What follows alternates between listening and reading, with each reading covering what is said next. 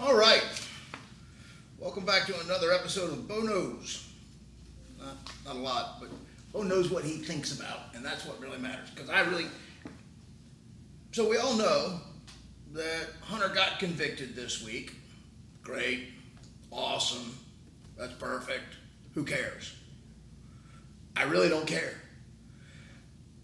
The reality is that just like the Donald Trump things, just like the 34 misdemeanor accounting charges that were somehow turned into a federal charge, there is zero chance that this error on a federal form goes where it goes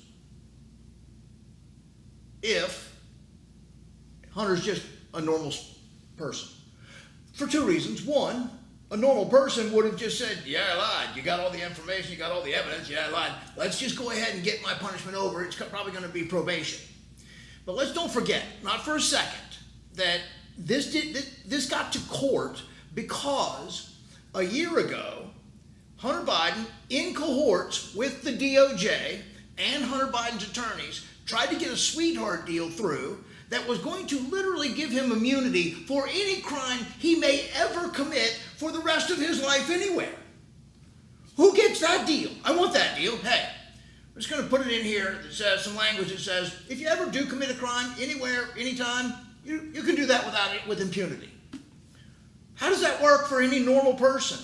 The only problem was Judge Mary Ellen Noriega, who is absolutely one of my heroes at this point for just doing the right thing. Irrespective of who the people are, who the players are or the actors are in the play, she said, right is right, wrong is wrong.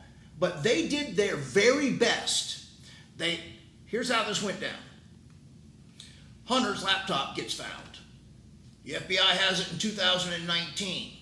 They know its contents are absolutely verified. They've gone through it themselves. And if we think the FBI doesn't go through and make sure that that's not Russian disinformation, you're absolutely out of your mind. You have no idea what you're talking about. You're an idiot. They went through it to make sure that there was so much damaging evidence on that thing that they wanted to make sure that it was real and that they couldn't say it's Russian disinformation. They went ahead and said that later, but they wanted to make sure they couldn't say it for real. So the laptop gets found. Oh my God, what are we going to do now? So let's see if we can let all of the statute of limitations run out on all of the crimes that are on that computer. Whether it's Federal Agent Registration Act, Foreign Agent Registration Act, sorry. Whether it's the FARO violations or any of the other violations and all of the other stuff, the things where his father has said nobody's ever made money from China, all that's proven on the laptop. So they try to bury all of that for as long as they can. Then the computer guy goes, hey, by the way, I gave this laptop to the FBI a year ago. They're not doing anything with it. So maybe here, Rudy Giuliani, here's the same information I gave them. And he goes, holy crap, what do you do? You guys have this information? Then, after trying to bury it for as long as they can, two IRS whistleblowers come out and say, hey, we've been trying to prosecute this case for as long as you can imagine, for 3 or 4 or 5 years. The man skipped out on millions of dollars worth of his taxes. The only reason that didn't come to light was because the IRS was being shut down at every turn by the DOJ and powerful forces within the government. So when he didn't get the sweetheart deal, when the sweetheart deal became found out by this judge, and we knew we had the laptop, all of a sudden everybody went, oh, we're going to have to prosecute him now. Don't give me this crap that they did it because the justice system works the way it's supposed to. The justice system was doing everything they could to not make it work, but they got caught and didn't have a choice. To this day, the New York Times, that laptop report came out, I believe, sometime in early October, the October surprise of the 2020 election. 2 days after that laptop article was written in the New York Post, Joe Biden stood up on that stage and said 51 intelligence agents are saying that it's Russian disinformation. He knew for an absolute fact that it was real. Hunter knew it was real. The FBI knew it was real. And to this day, you want to talk about the mainstream media being in bed with them? The New York Times still after the FBI got up on the stand in the trial and said, we have verified all of the information, there are no digital footprints anywhere to make it look like this has got anybody else's fingerprints on it except Hunter Biden. And the New York Times still, to this day, just the other day wrote an article at Katie Robertson, I guess, from the New York Times, and in it there's a quote. The quote is, many claims about the laptop's contents have not been proven, but it played a role in the prosecution of Mr. Biden over a firearm purchase. What part hasn't been proven? You guys are still covering for them after the FBI said, yeah, we kind of hid that information, kind of buried it, and it absolutely is proven. He's been convicted. Now, they've let the statute of limitations run out on all the bigger crimes. They're ignoring a lot of the other things. Now everybody wants to say, see, we got it. No.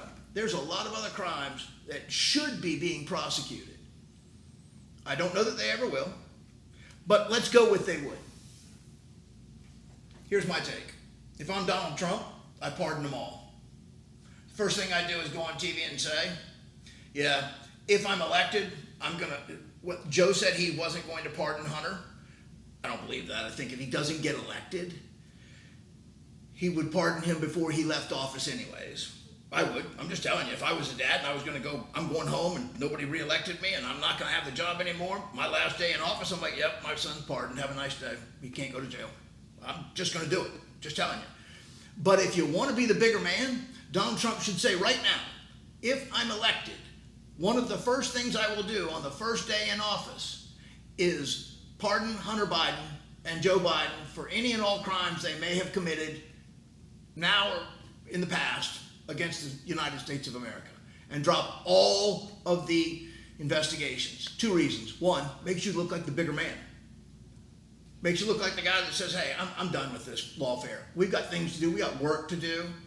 And the first thing I want to do is repair the trust in the organizations. I want to repair the trust. I talked about that in one of the last episodes about, do you trust these people? Because I don't.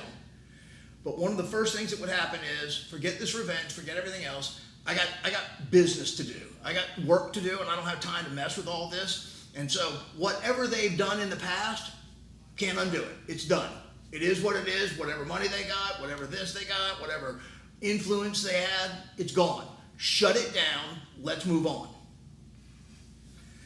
I think that if Donald Trump did that, there would be a lot of independent voters out there right off the top that would say, look, I'll vote for that man. If he's getting past all that. He's not worried about it. The reality is, when he had the chants going on back in 2016 of lock her up, he didn't start those chants about Hillary Clinton. They were started at some of his rallies. But the reality is, when he got in office, what actually happened? I hear all these crazy people out there, Rachel Maddow, who is more narcissistic than anybody I've ever seen, talking about how she's worried about Trump's going to put her in jail, or AOC, I'm going to be thrown in jail, or a gulag. Two things. Number one, Donald Trump doesn't even know who you are. He doesn't care who you are. He's got business to go do, and it doesn't involve your weak butt. So the bigger man should be the one that just says, I'm done with all this. Let's go to work. I don't have time for any of this foolishness anymore. He didn't do it back in 2016. He let them all go. He brushed it aside. Once he got into office, you never heard him talking about Hillary Clinton again, unless somebody asked him a question. You never heard him talking about revenge. You never heard him talking about... They spent year after year after year absolutely decimating this man and trying to destroy his reputation and everything he's worked for over his lifetime. And he just kept taking the bullets and the arrows and didn't really fight back, because if he did, there'd be some of them that would be in jail. If he did to them what they've done to him, there's some would be in jail. But that's my take anyways. I think he ought to pardon Hunter Biden. I think he ought to pardon Joe Biden. I think he ought to pardon James Biden and call it a day and just say, look, I'm not dealing with it anymore. Let's move on.